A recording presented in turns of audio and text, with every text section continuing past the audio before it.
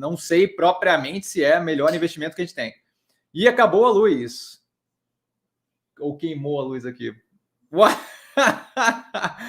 Cara, tá cada vez mais engraçado isso, brother, sem noção. Bom, a gente continua aqui.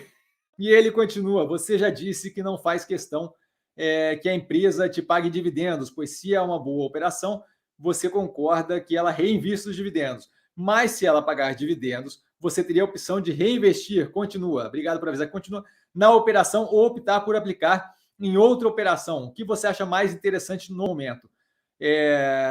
O que você achasse mais interessante no momento. Por esse prisma, não seria muito mais interessante para o investidor que a empresa pagasse dividendos do que retê-los? Seria um delta mais interessante.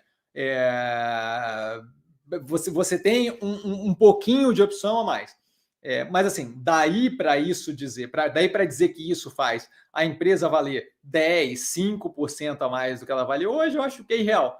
Então, assim, sim, quando ela distribui dividendos, você tem a chance de reinvestir aquilo em qualquer outro lugar. O grande lance é que, assim, quando eu compro uma operação, e aí vocês veem isso pela fundamentação que eu coloco no canal, a gente geralmente faz isso com base em tese de investimento. Se a tese de investimento está alinhada, ela dá para mim e eu reinvestir nela, ou alocar em outra operação, ou ela continuar com o dinheiro lá dentro e focar em crescimento, no final das contas, para mim faz pouca diferença, certo? Se ela reinvestir, ou se ela tirar o capital para me devolver, vai fazer um delta ali marginal de diferença de eu pegar aquele capital e realocar em outra operação. O grande lance é assim, ó, se você está supondo que você consegue de fato dizer onde você vai alocar é mais positivo do que ela reinvestir, ótimo. Mas eu acho pouco provável que a gente consiga, certo? Dado que todo investimento é uma distribuição probabilística, quando eu pego aquele dinheiro na minha mão, eu ganho um delta ali de vantagem, porque eu estou tomando a decisão eu mesmo, mas não quer dizer propriamente que aquilo ali vai dar mais positivo do que a empresa reinvestindo, por exemplo, construindo maquinário, ou comprando maquinário para alugar, ou fazendo um novo prédio, ou qualquer coisa do gênero. Tá? Então, assim, tem algum delta ali de vantagem por eu estar tomando a decisão e ser dada para mim a decisão? É um delta de vantagem. Mas eu acho que é irrisório e marginal. Tá? Seria relevante em operações que eu não confio na continuidade, mas eu não invisto em operações que eu não confio na continuidade. Dado isso, para mim não faz muita diferença, entende? Mas eu entendo o que você está falando e, de fato, o fato de me darem a decisão do que fazer com aquele dinheiro tem marginalmente uma vantagem. O ponto é que, se ela me dá o dinheiro ao invés de reinvestir, o fato dela me dar o dinheiro mostra claramente que ela não vai usar aquele dinheiro para reinvestir, por mais que eu vá lá e compre mais ações dela. E isso daí eu não acho que é a coisa mais positiva do mundo, certo? Eu quero uma operação que está exatamente evoluindo, investindo, crescendo como operação. Tá? Uma vez que ela distribui aquele dinheiro, por mais que eu volte a comprar ações dela, aquele dinheiro não vai para ela, aquele dinheiro vai para um secundário que está me vendendo as ações dele. Então ela continua com menos valor do que ela tinha antes. Então, assim, eu não vejo grande vantagem se tem uma tese de investimento envolvida. Se é um ativo que você está comprando na base do chute para o curto prazo, aí de fato tem uma vantagem, porque você está tentando tirar o máximo de suco que tem dali o mais rápido possível para poder cair fora e ganhar dinheiro com essa movimentação. Mas eu não opero dessa forma, certo? Então, para mim é meio indiferente, assim. Cassiano, como determinar o impacto de ações alugadas para um determinado ativo? Por exemplo, alguns analistas apontam que há uma manipulação com relação às ações do IRBR3 por meio de ações alugadas. Então, assim, dado que aluguel de ação é um mecanismo legalizado pela Bolsa, tá? Pela CVM e viabilizado pela B3, dado que a gente sabe da existência de venda descoberto, não é manipulação, você entende? É um mecanismo do mercado que é usado quando eu entro vendido num ativo. Então, assim, a ideia de ficar choramingando ou arranjando desculpa porque o preço está caindo, meu amigo, se está caindo e está errado, eventualmente aquilo ali vai voltar para o preço certo? Porque a operação vai mostrar benefício e a galera não vai conseguir ficar vendido se a operação mostrar que é muito positiva. Então, assim, chamar um mecanismo de mercado de manipulação é absurdo, certo? É um mecanismo que todo mundo sabe que existe, é um mecanismo que é transparente, legalizado, é um mecanismo que, ponto, é usado quando o cara acredita que a ação vai para baixo. Ah, mas eles estão empurrando a ação para baixo. Ué, empurre para cima. Se a ação é interessante, vai ter gente comprando na direção contrária e eventualmente o negócio se ajusta. No curto prazo, talvez não. No longo prazo, com certeza. você tem aí inúmeras operações dessas do meme stock, GameStop, a outra lá da AMC e por aí vai, que eram ações que subiram agressivamente, quebraram a galera do que estava vendida, tá? Novamente, não dá para chamar de manipulação, a galera resolveu comprar a mesma ação num volume financeiro muito grande, a galera que estava vendida tomou na cabeça, acontece, no curto prazo acontece. Tá? Eventualmente, aquilo ali deve se estabilizar num preço que é casado com o que de fato é a operação. Tá? E aí, nesse momento, sim, a gente vê a fundamentação da tese de investimento, o real da operação valendo. Tá? Mas até lá não adianta querer choramingar que estão usando um mecanismo que é válido pelo mercado, que é avaliado pela CVM, que tudo pode ser usado para reduzir o preço da ação que eu estou comprado. Sinto muito.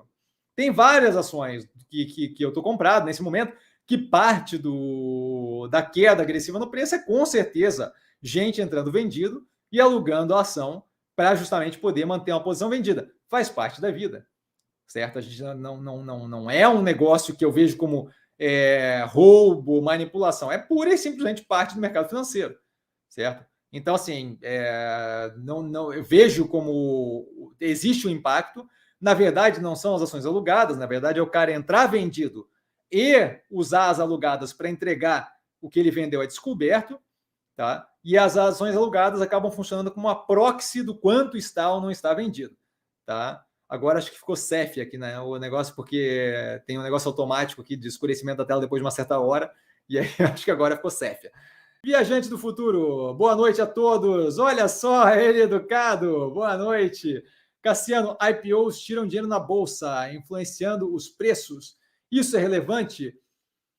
Não, no curtíssimo prazo pode ser que sim. Você vê, por exemplo, quando começa a ter aquelas temporadas de IPO, você começa a ver a galera segurando o capital para poder alocar no IPO que vai ter, que é possivelmente legal e tal. Então, você acaba tirando sim um ímpeto comprador no curtíssimo prazo. Mas não acho que propriamente, quando a gente olha médio e longo prazo, não acho que propriamente é relevante, sabe? No curto prazo, sim. Quando a gente tem aquelas temporadas fortes de vários IPOs, como a gente teve em junho, julho, acho, janeiro a gente teve também, janeiro, fevereiro de 2021, vários IPOs um atrás do outro, a gente acaba tendo o capital que está disponível segurando para poder entrar nos IPOs. Ou então, algumas operações sendo liquidadas para poder fazer capital para entrar em IPO. Então, a gente tem algum nível de sugada de fluxo monetário para esse tipo de operação, com certeza.